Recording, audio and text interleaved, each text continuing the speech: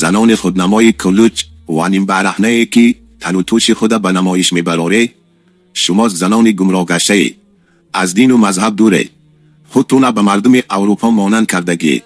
شما فراموش کردگین که در خانه مسلمان به دنیا آمدگین، فرهنگ مردم غیر دین را ریکلام میکنین.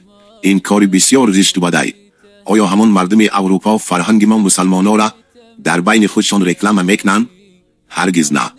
اما شما شرمنده ها برای فاسد کردن ملت مسلمانی تاجیک ای حد گذشتین. حیف گریه های پیامبر خدا درود خداوند بر او باد میفرماید زنی که خود را آرام میدهد و به مردم نشان میدهد مثل زنی زناکار است. شما زنهایی که هر روز بدن لوچ خود را به مردم نشان میدهید، ای کسانی که حیات خود را در اینترنت با یک بیشرمی نشان میدهید، آیا از پروردگار نمیترسید؟ الله حرام کرده است زنا و هر چیزی که به آن نزدیک میبرد.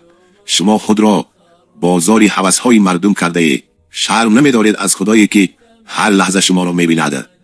بدانید روز قیامت همین نوارها به مقابل شما شهادت میدهد. خودتان به آتش نپرتایید، به الله توبه کنید تا حال دیر نشده است.